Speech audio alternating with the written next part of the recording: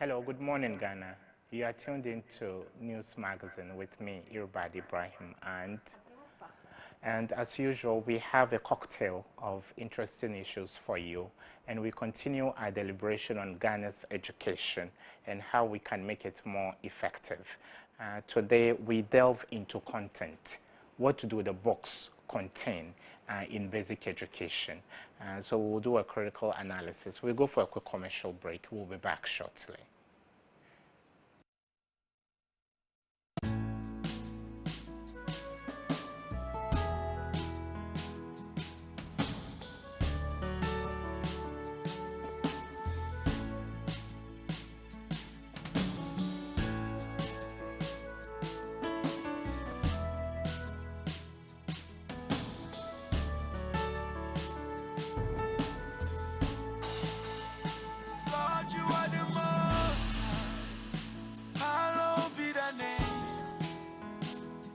You are the most high.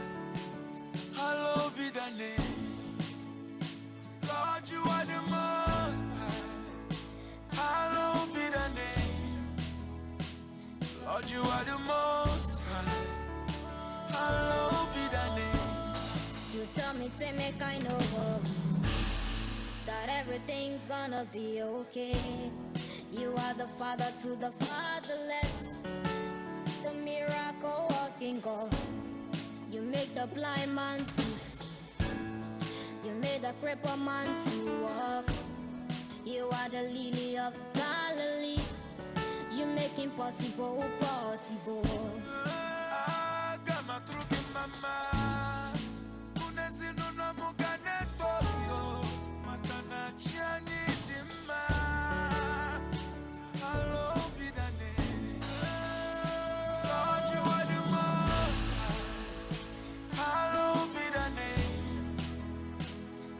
You are the most high. Hallowed be thy name. Lord, you are the most high. Hallowed be thy name. Lord, you are the most high. Hallowed be thy name. I woke up strong on a Monday. I go to gym on a Tuesday. Then to the studio on Wednesday. I walk it out till Thursday morning. I be chilling on a Friday. I play some shows on Saturday. If you ask me what my best day is, it's when I... Do you want to enroll your ward in a school where quality basic education, discipline and moral upbringing is our hallmark? Then come to Apostle Safo School of Arts and Sciences Basic School. Great Asas, Apostle Safo School of Arts and Sciences has vacancies in preschool, lower and upper primary, JHS 1 and JHS 2, with spacious and ventilated classrooms. The school also has excellent boarding facilities for students from upper primary to JHS. Great Asas also has a well-stocked library, a school bus that picks your ward from home to school and back home, with adequate security measures to ensure your ward safety. Apostle Safo School of Arts and Sciences Preschool has state-of-the-art learning materials to make learning fun for your ward. We also have the Cadet Corps and a cultural troupe to tap hidden talents in your ward. Locate Apostle Safo School of Arts and Sciences at Awoshi Last Stop, Accra. Great Asa!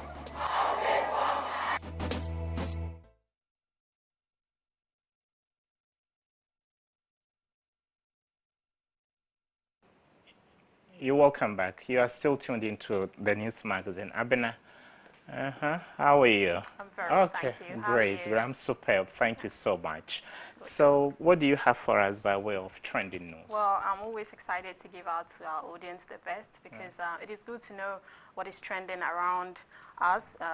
I mean, day in, day out. Yeah, so, that's important. yeah, and today being Saturday, I'm super excited. Friday. Today is a Friday. I'm yeah. super excited because it's a Friday. Yeah, so it's a Friday. Thank God it's Friday. Rest. Exactly. Great. Okay, so I'll take you straight to our trending news. Passport forms now only available online. Isn't that a good news? But there is a question mark. The Passport Office is an extension of the Research Department. Okay.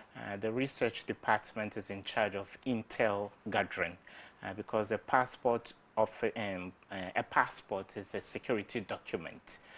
So the printing is not done at the Passport Office.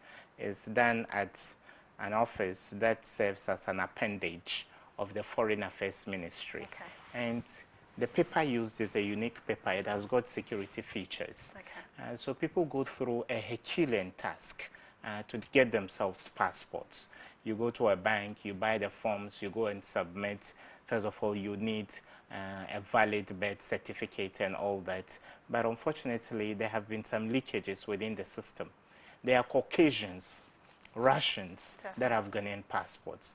Because in fact, when you go to get yourself a birth certificate, maybe you were born 30 years ago, or 35 or 40 years ago, it's very difficult to lay hands on the original one you had. So you go to birth and death, they will ask you how old you are. That is why there are two different ages we have on people's passports. They have their real ages and they have their football ages. Okay. And that is why within the Black Stars, you see under 18 or under 20, and they look 35. Yes, so it's quite a challenge. And we need to strengthen the regime that surrounds the issuance of passports. And this idea of we've run out of, printing paper is an eyesore. There is a huge backlog they already have. So it's quite refreshing that you can access the forms online, and then some of those bottlenecks will be taken away. But the question I would like to ask is, how effective is it for people to access the forms online? That's the question. And what about the person in a far-flung village? How does the person go onto the internet? Where does the person even get a printer to print out whatever document? Because at some point, there needs to be a physical interaction between the citizen and the passport office. And when you go there, there are long queues. Then intermediaries we call Goro boys. So instead of paying an X amount to get a passport, they can ask you to pay thrice that amount. And in Ghana, when they say express, it means we are cutting corners. We are beating the system. Somebody is padding up the cost of getting a passport. So for me, this is very refreshing piece of news that government is doing more to facilitate the process, because there are emergency cases that happen. Someone needs a surgery in South Africa, but their passport is expired.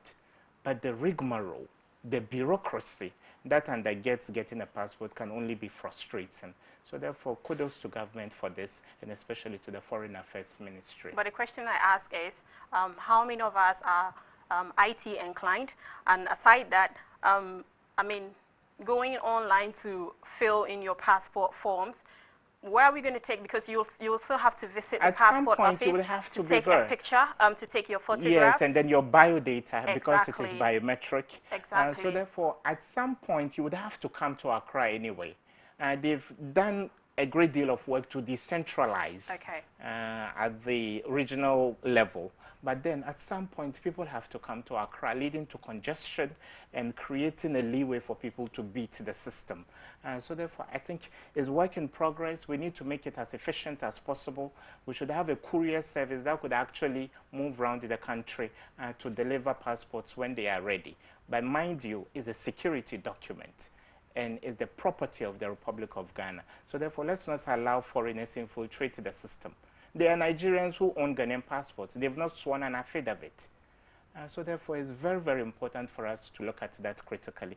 Some people travel on multiple passports. Which is a criminal Yes, one person has multiple passports. So therefore, we need to look at that area as a country. Is very important. And then also, are we still going to be paying the 50 and the 100 cedis for Express and all that? Or it's going to be totally free? Express is a subtle, euphemistic way of telling you that you have to bribe your way through so that you get it earlier than anticipated. So therefore, let's clean up the system. The fight against corruption is a long-term struggle. So it has to take place in every institution, including the passport office. Okay, so what you're saying is it's totally free. We're not going to be paying the 50 or 100 cedis you won't pay the amount of money you would normally pay into a bank account or the forms you buy from a bank. You can just go online. And how do we even verify the information? You know, people are funny. So I'm quite concerned that people travel on fake documents, and that is not good for the Republic of Ghana. Some travel on Ghanaian passports. They carry out crimes elsewhere, and our international reputation is dented, all because someone wants to make an extra $500 or $1,000 at the passport office. There are Lebanese who are not Ghanaians, but they own Ghanaian passports. When you go elsewhere, getting the country's official document of your citizenship That is the most difficult I know. process You're you going to can go through hell. I Yes. mean, years. Yes, Not so just therefore a year I or one. believe we need to, sanitize the system. Yeah, well, I think that is a good step in Ghana, and so we thank the government for that, and we actually want more, more online stuff to be initiated to move Ghana forward. And then the next one says, Prince Charles arrives in Ghana today. Is it important? I Well, don't our really former know. colonial masters, he is welcome. Yes, I have nothing to Anyway, say. I'm a Pan-Africanist. well, I am kind of... So should we be shouting on rooftops because... Definitely not, because I actually heard it's a tour to the same castles and dungeons they tortured us in. I'm not enthused about it, so he's just welcome. I actually learned he's visiting the Commonwealth country. It's not only Ghana, so he's been to welcome. other, African countries. Anyway, away from that, Ghana textiles traders resist single corridor policies. Minister says policy not negotiable. This is from Graphic Online. They say we should wear Ghana, and this is a very nice textile. Thank you. And then people wear lean, various fabrics. But then there's a lot of smuggling that takes place within the textile industry. Yeah. And some go to China and give specs. So you think it's ATL or GTP, but then, or Woodin, but you would be wearing something else because it's much, much cheaper when they do it wholesale, taking away the Ghanaian originality in that. We should be exporting our products to the rest of the world, not contracted people to do them at cheaper, mediocre rates for us. So therefore, it is important that we, empower. There's so many market women, our mothers, that are into this industry. And His Excellency has set a very good example. He wears Ghana, and therefore the raw materials that need to be there for us to be able to execute that and follow that example should also be made easy for those who want to go to that into that local industry. Okay. Our next one says, Zimbabwe excited to drill for oil after new surveys. Zimbabwean soil is very fertile soil. One of the reasons Robert Mugabe was demonized by the West was that he felt the British people that colonized the country were exploiting the farmlands. So when they gained independence, he said those farmlands should be returned to the indigenous black people. That made him very unpopular in the West. And up to this day, they hold him responsible for some of the things that happened. So therefore, now that Zimbabwe is diversifying, is drifting a little away from agriculture to look at other areas, is all good for the economy of the Republic of Zimbabwe and the Zimbabwean people. Oh, so that's a good step then. And then the next one says, Miaza Ashinefi, a prominent human rights lawyer, has been elected to head the highest court in Ethiopia. That's from BBC as well. In Ethiopia, fine. Human rights lawyers on the continent are pulling their weight, which is a good sign. At some point, the president of the International Criminal Court, the ICC in The Hague, was a woman from the Gambia.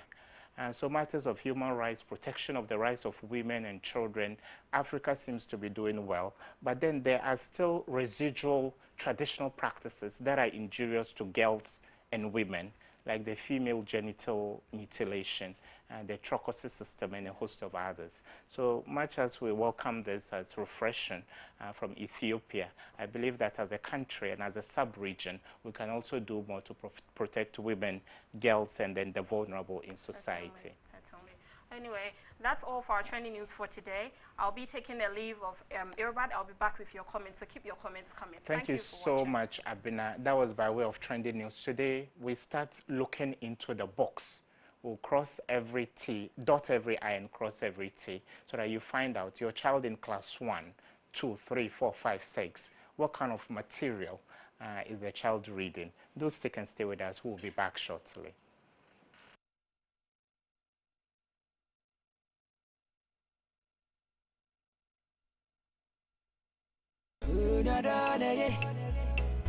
Bra Nyankopon bo ni wiase no wɔtena ase din hunu sɛ nneɛma wɔbɔ yɛ nyinaa yɛ na adebɔ nto aso baako ɔde hyɛ nipa nsa ne awoɔ ɛne sɛ obi bɛwo aba wiase na kola na didam obi nso so ɛba wiase ansa na wabenya ɛfa akwanhyia mu ɛnam saa yɛ so ma Kantanka television ɛde dwumadie soronko kura din ɛda so ne makosɛm ɛbrɛ wo na dwumadie so ɛna wobɛhu obi a wɔforo kube ɛkɔte ɛbɛgyina kwan ho ɛtɔn saa nso na obi a n'ani afira na wɔyɛ wo wɔwɔ ɛyɛ ɛho bibia wobɛhu obi ɔtete ahahan ɛne deɛ wɔno nso so ɛyɛ samana wɔn mo nyinaa ani afira na yasan so ne atitiriw atwetwe nkɔmmɔ afa mpɛwani nsɛn awaregya yɛ ho nsunsuasoɔ ɛne nkwadaa a yɛde wɔn kɔ nkoaso na bɛmu ahunu sɛ abrabɔ no a wɔbɔ no akyea nso ɛmu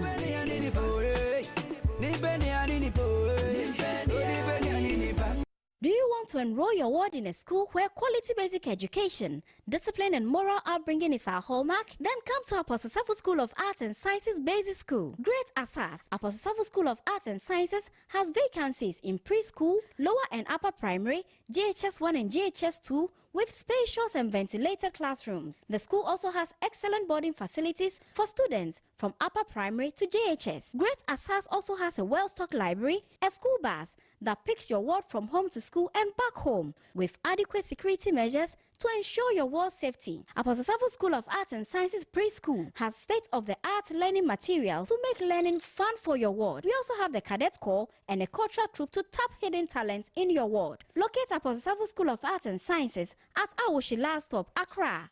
Great Asa!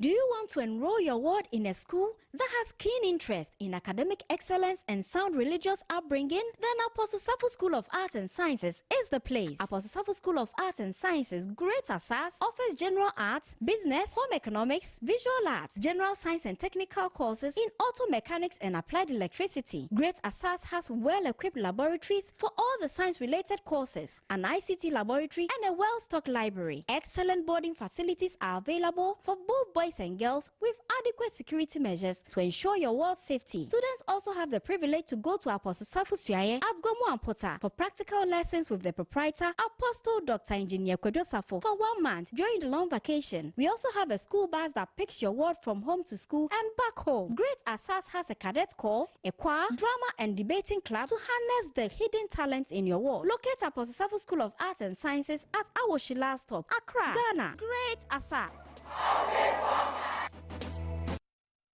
Do you want to enroll your ward in a school where quality basic education, discipline and moral upbringing is our hallmark? Then come to Apostle Safo School of Arts and Sciences Basic School. Great Asas, Apostle Safo School of Arts and Sciences has vacancies in preschool, lower and upper primary, JHS 1 and JHS 2, with spacious and ventilated classrooms. The school also has excellent boarding facilities for students from upper primary to JHS. Great Asas also has a well-stocked library, a school bus that picks your ward from home to school and back home, with adequate security measures to ensure your ward's safety. Apostle Safo School of Arts and Sciences Preschool has state-of-the-art learning materials to make learning fun for your ward. We also have the cadet corps and a cultural troupe to tap hidden talents in your ward. Locate Apostle Safo School of Arts and Sciences at Awoshi Last Stop, Accra.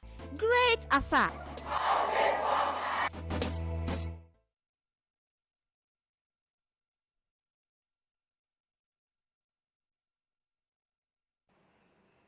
You're welcome back. Today we have in the studio a man that has on his resume 30 years of teaching in the Republic of Ghana, Mr. John Osei. Sir, thank you so much for making time.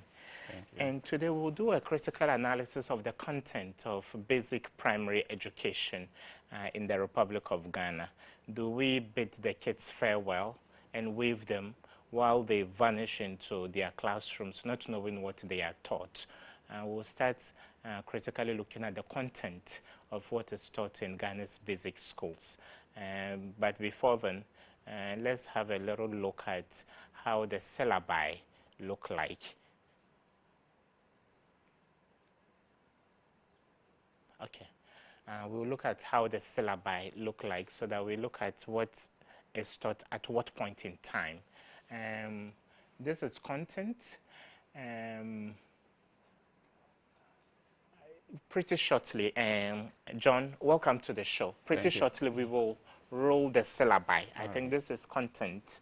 We'll roll out the syllabi so that we look at the things that are contained in every syllabus, so to speak. I hear there is an authority in charge of drafting the syllabi. What is the composition of that authority? With Ghana government Ghana Education strategic Service plan policy, Okay. There is a principle that we all have to follow, especially with public schools, and then the private schools also. Should I continue? Yeah. The private school also follow in line with what is going on in the mainstream. Okay. And we actually, first of all, we have to look at the curriculum. Curriculum actually is, in general terms, tells us about the nation's needs that we expect our children in school should know and then learn about. So from the curriculum, then we tease out the syllabus as to the details of what they should also learn and they should be studying in schools at various points. You know, in the basic school, primary, we have all the subjects over there and their syllabus that they are to cover within a particular period of time. That is we are not running the semester system, but the 3-term basis. And so, sorry. So for every term, you have the quantum of material that the child should consume. Exactly so. So if we should be very specific and take one of the subjects, for instance, religious and moral studies. Before then, we'll do that shortly. For our viewers, a lot of books are used at the basic school level. Yes. Some of the subjects that are being taught are English, maths and science, citizenship, and a host of other subjects. We'll do a critical analysis. For example, for primary 1, This is a typical English book. There will be an opportunity for us to evaluate it. Very colorful, by EPP Books Services. EPP is one of the GS-sanctioned book publishers. Yes. And then exemplary phonics for spelling workbook. This is also taught at the primary 1 level. Yes. So in primary 1, the kids, their age range is between 5 and 6. 5 and 6 Yes. for primary 1. Yeah. And then we'll have time to also look at natural science. Yes. I hear at the basic level, they don't say integrated science. Yeah. And they say natural science. Yes, because it deals with the environment mostly. Mostly, okay. Yes. And then mathematics. Yes. This looks like what it looked like 20 years ago. Yes. So these are books that are sanctioned by Ghana Education Service. Yes. But today we will look at what the kids are taught when it comes to religious and moral education, RME. And for a class 1 pupil, this is a typical book that is taught at that level currently.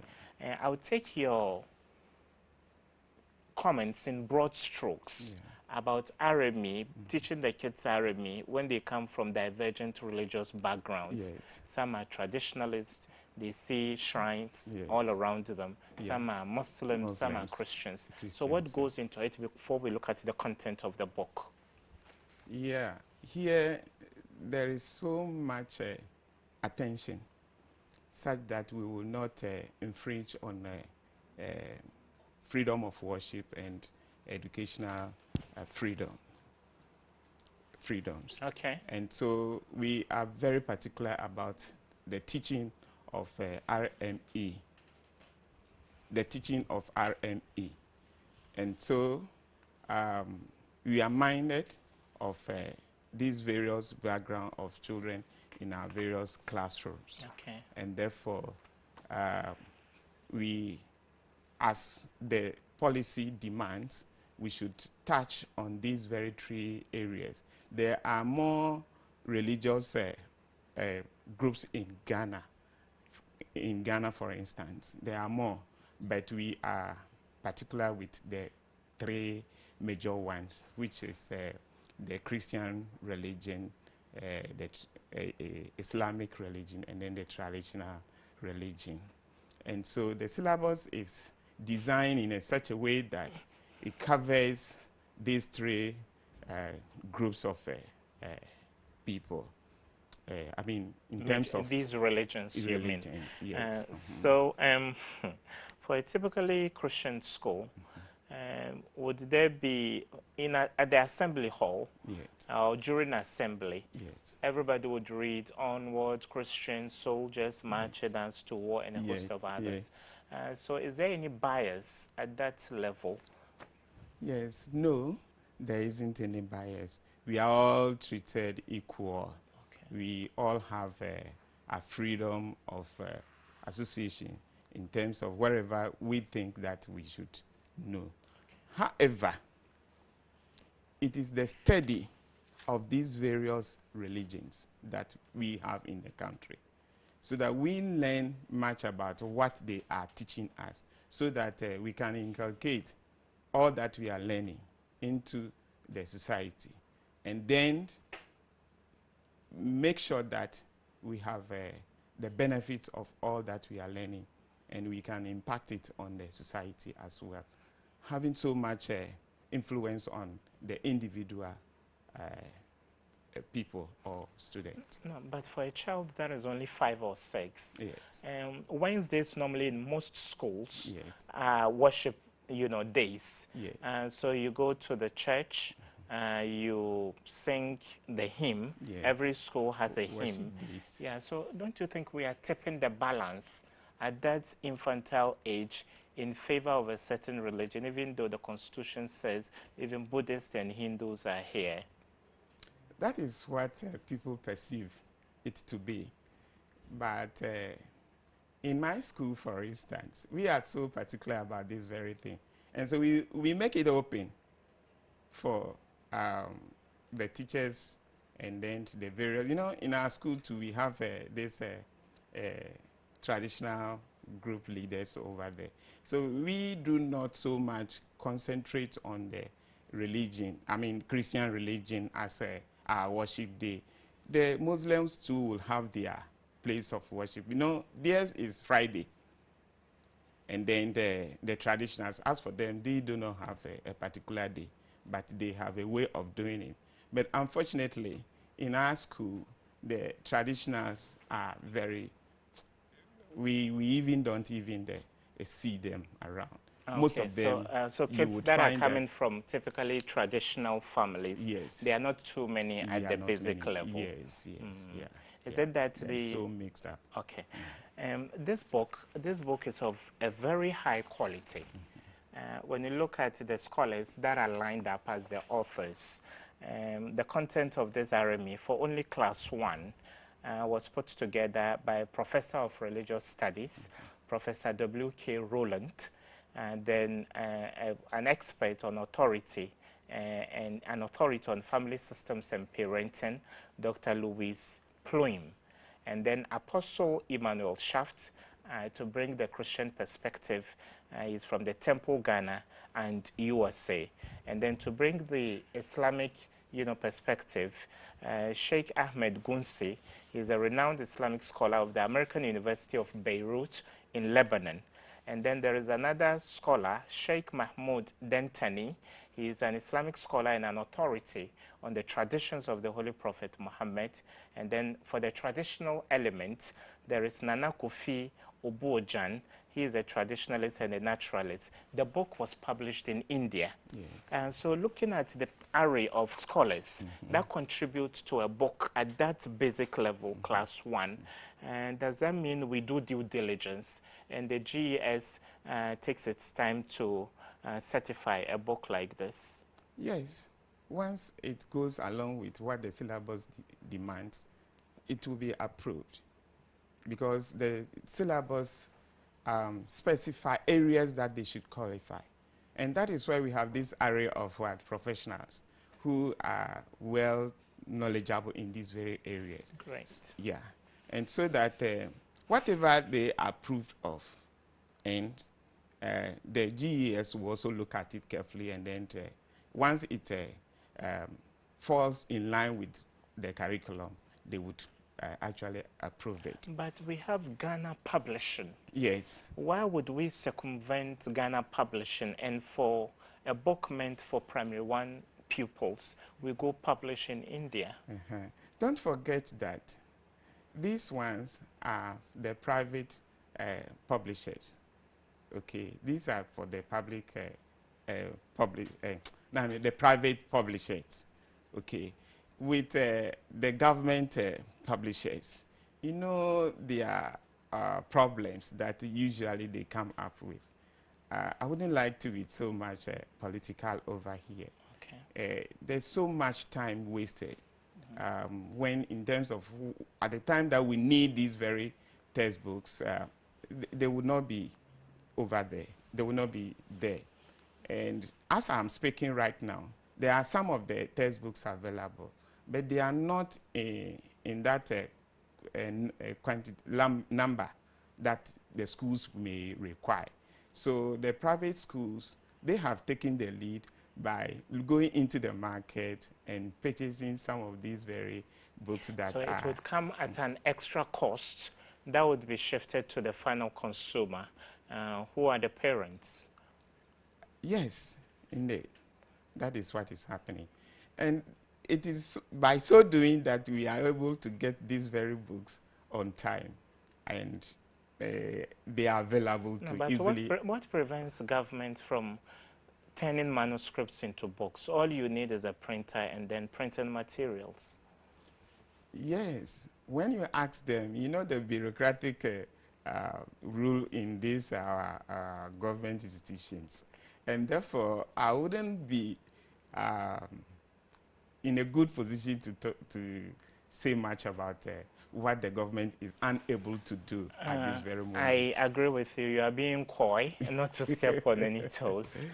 You can keep your views coming via our WhatsApp line 0242 817 239, and then in due course you will have an opportunity to phone into the show. Today we are analyzing the content and materials that are used at the basic level, and we are looking at religious and moral education in class 1.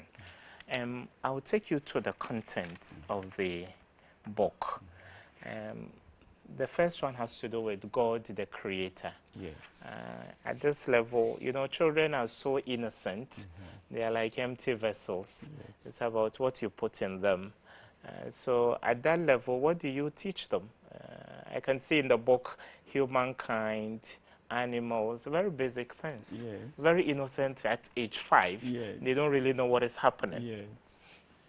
We inculcate these very important things to these very children because they are created by somebody.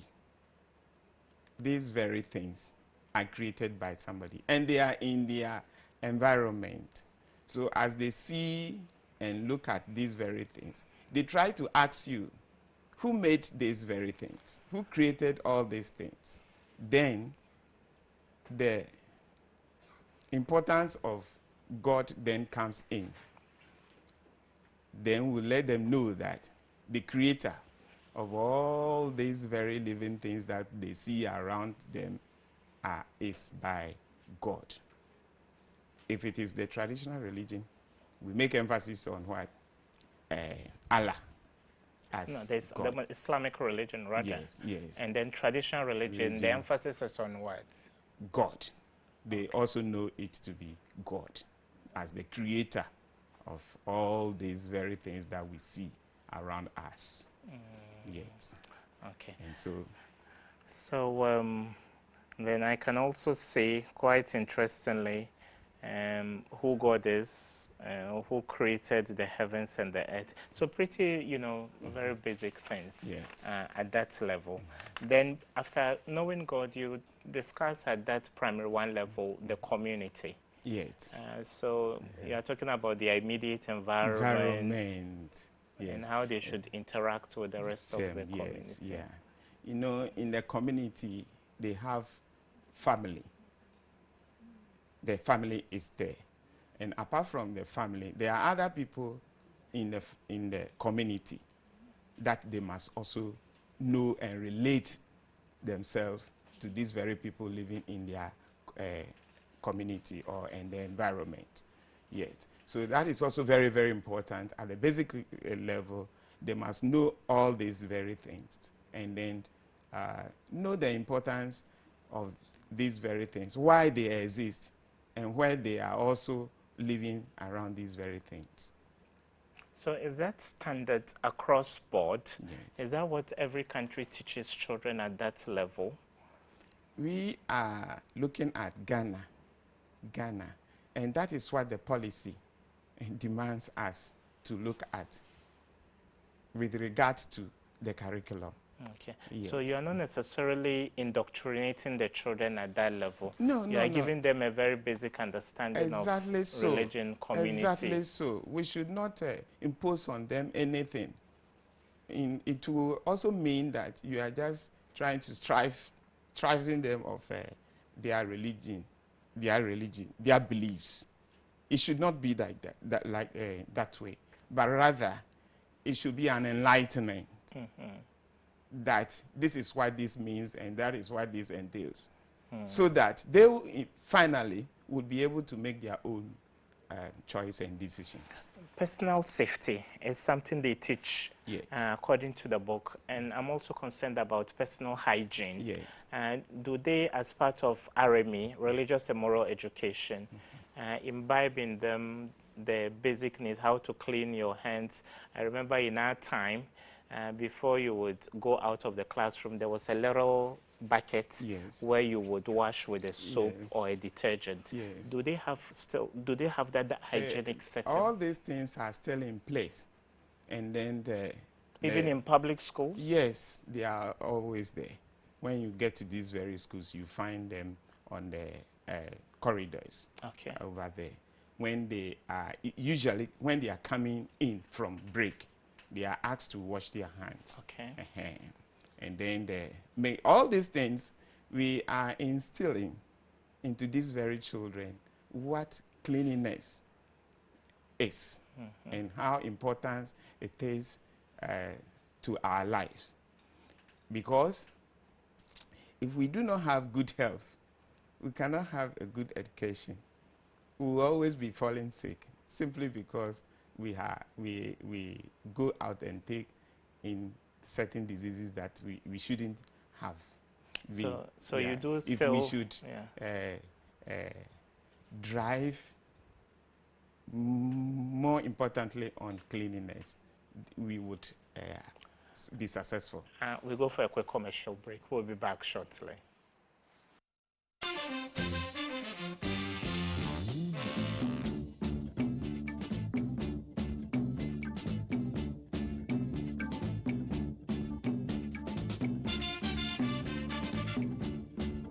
Onipa how ene ne da achenti na abribia wo sori prayer hwehwe na hoto ne nso ma preko pe enkukuhwe ase ene wo how bebre na wo mu wenti na Kantanka TV ya hwehwe dwumadie foforo kra ya to din se edwasonsem wo dwasonsem dwumadie so ya baba kne dwadefo ne abusa wo mo how ene wo mama ne wo mo efa mu na empo se edaw bitai akira a wo de pre ahwehwe won da achen ahoto eno ti hia wo nua ba ama adwobi e wo Kantanka TV ne afa edwasonsem emfa mbro.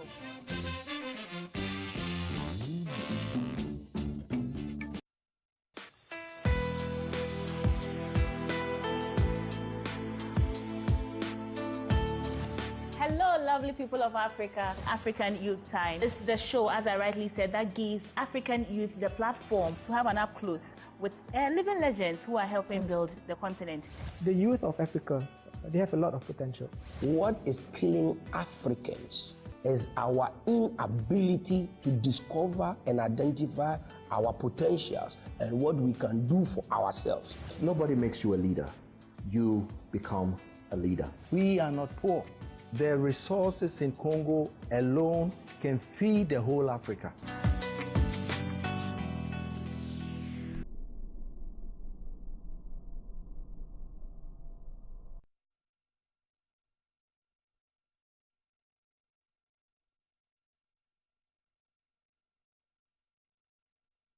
You're welcome back, and you can see very, very colorful, very colorful. Introducing the children to the basic things.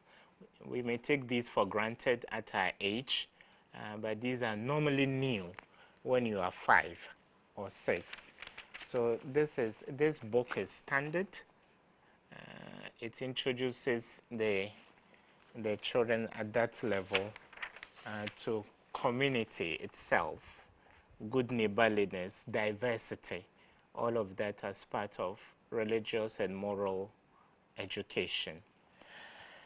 And then there is an aspect, because all of this is within the first term. Yes. Then the role of parents is a whole unit for them to be taught. So within that, context, what are some of the things you teach the children about their parents and the family generally? In our family, not the extended family, but the nucleus family, we make this distinction clearly as those who are really involved in the nucleus family, as the father, the mother, and then the siblings, of the child's siblings. Yes.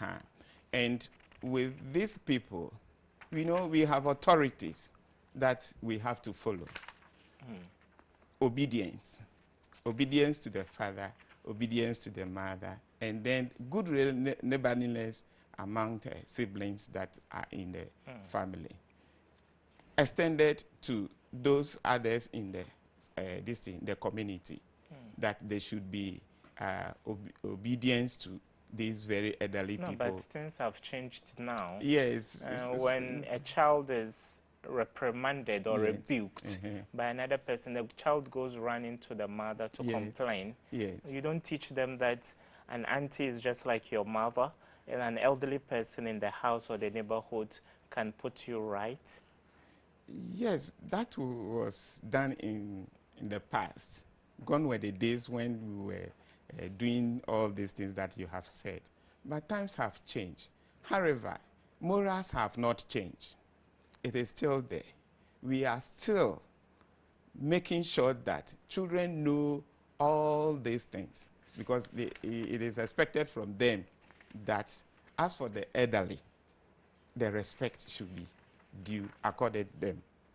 The elderly, we should have respect for the elderly. So children are taking through all these things.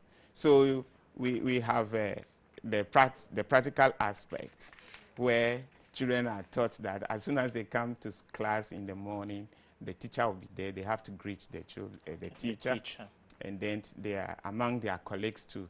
How, if they need something from their they friends, use the word please. Please. And when they go wrong, sorry. When they do them a favor, exactly. Thank you. So all these things are taught so that children from the classroom know all these things. And when they go out to their various homes, they continue with it. I would love parents. Yes. I would really love to hear from parents. Yes. And we'll open the phone lines shortly. Right. Whether they see any palpable difference between the time the kids did not go to school and the time they start learning religious and moral education in terms of their attitude. You may join the conversation now by calling us on 0558 656-899. That will be boldly shown on your screens. You can call in and then interact with us. So therefore, that element of society, communal living, is a central theme at this very basic level when you teach them religious and moral education. Yes. We make sure that children understand all these things, because it is expected from them by their parents and then the community in which they live, that they should be seen exhibiting these moral values. And we should also see in them, the teachers, on the part of teachers, that not only do they learn it on their lips, saying it on their lips. They should live by example. Exactly so.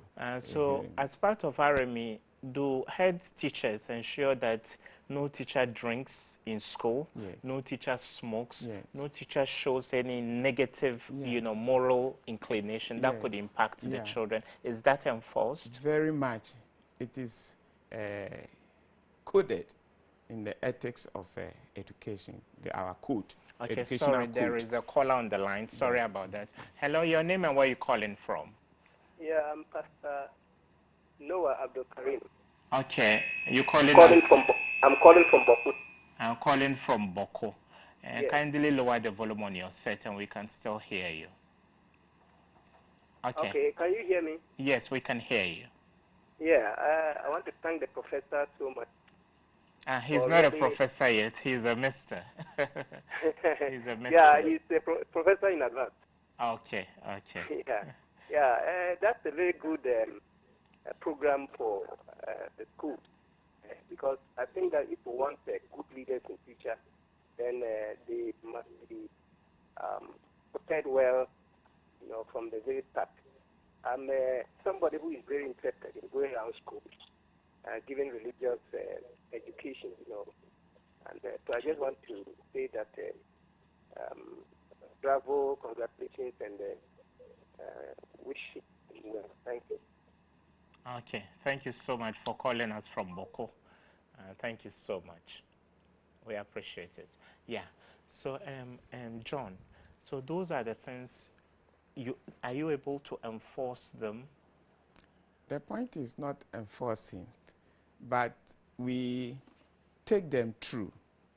You see, with this method, which is the pedagogy, dealing with children, teaching children. There's another caller. Sorry, I'll be cutting in intermittently. Hello, your name and where you calling us from? I'm calling from Kaswa. My name is John Anani. Okay, John, welcome to the show, Joe. Thank you. What's on your mind, Joe? I'm not happy the book because not produced here in Ghana. It's all the way from India. I was wondering what is our professors and our academic year doing that they cannot prepare these books here for our children. To regarding our things that happen in our environment. We have pastors, we have malams and traditionalists in the country here. That they have to go all the way to India to produce these books. And I also heard him said that the private schools are the people who went in for these books. So are we saying it's the private school who is leading the pace in our education sector in Ghana? That's a good question.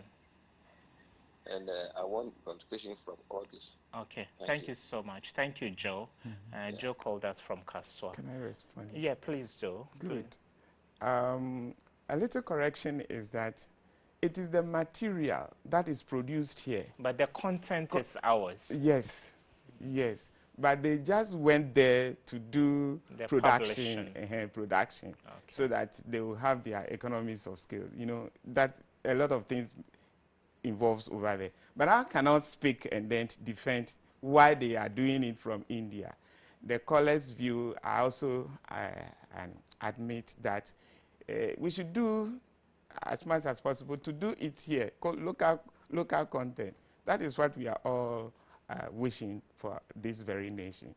And so I think publishers will take note of this very thing and then make sure that they do it in the country. But can philanthropists... The second part of his Okay, you want point. to tackle the second? Okay, the second part, please. That's what I'm saying. The element of going out for publication because we can't afford, and private schools leading the pace. Yes. So what are the public schools doing? What I can say from my best of my knowledge is that there are some. As for that, when you go, you find that there are some. But the number that they may require for each class may not be there, because when you go there, you find that there are some children over there do not have these very textbooks. So let's take but rather they depend on their friends for this. So they should do so much to get it, especially the heads. They should demand it from their directors. Hello, your name and where you're calling from? Oh, hello. Yeah, mommy. Yes, I hope you are a parent. Good morning. Good morning. My name is Mrs. Lucy Ejariban. And can you speak up a little bit? Okay, my name is Lucy Ejariban. Lucy. And I would like to contribute to the program. Please do, Lucy. Okay. I'm happy you are discussing this important issue. About the caller who just told. Yes. Most of the books are published in outside Ghana because of the cost involved in Ghana. If you produce them here, it's very expensive. And secondly, talking about the content, I think that in our Ghanaian society, these are the things that we need to teach our children. We need to teach them good morals. So when they grow up, they will know that these are very important things in our society. You know, some parents don't have time in the morning to teach children basic things. So when they go to school, they learn all these things from their teachers and about their code, their ethics. You know, teachers are being governed by ethics and codes by the GEA. So I don't think any good teacher will come to the class drunk or maybe smoking, or they pick anything that is contrary to the rules of school. So I think it's a very good program you are doing, and I wish you continue and invite.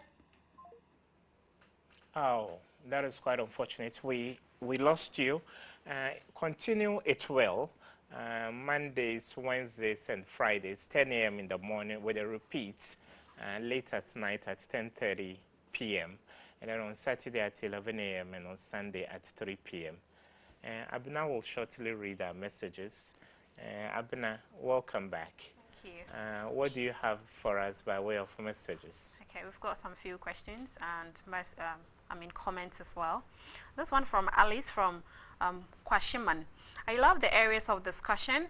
I want to find out which institution is responsible for book approval and certification, GES or Education Minister? In one word, Ghana Education Service, because the minister is only an administrator. Yes, He's so a figurehead. He's not a technical person. Yes. Ghana Education Service. Yeah. Okay, so Ghana Education Service is responsible. Okay. The next one from Anan from Asankrawa. Asankrawa. Please, why do we have so much private publishers? Who supervises these institutions? Okay, I think that question has been answered. Okay, and then the next one is from Seth from Enum. What is the role of government in certifying these books? The GES does that, which is under the Education Ministry. Okay, and then Samuel from Kwabenya. I want to say hi to Mr. Osei. He is my creative arts teacher. Oh, sorry, there's a caller. Let's pick this call. Hello, your name and where you calling us from? Yeah, good morning. Good morning. Your name and where you calling us from? My name is Sumaila. Okay. Yeah, I'm calling from Spintex Road. Spintex Road. Welcome. Well, thank you, sir. In fact, I like the program, but I have an issue with the professor, the way he asked him some questions, and he's not trying to go straight to the point. Because you were asking him some problems, and it was about government. We didn't want to hit it, and you understand because he doesn't want to go there. I think it's high time, sometimes when you are discussing this, you go straight to the point and let Ghanaians know where the program or the plot is coming out from, so that people understand. The book is covered in, and what maybe Ghanaians owned or was not ready or was not there. And he didn't want to disrespect the people. You were saying that you don't want to go there, you don't want to go there, you don't want to go there. That's the program now. He being a professor, no, the program is. Okay. And he's saying that he doesn't want to hit it. Sumaila, your point is vividly made. Thank you so much for making time. Abna, we are beginning to wrap up. Any additional message? Yes, we've got two more additional comments. And then the next one says, I love the show, Bismarck from Kwaman. And then the last one says, how impactful are these books in the life of children and the society? Because there is no reflection. That one is from Samuel.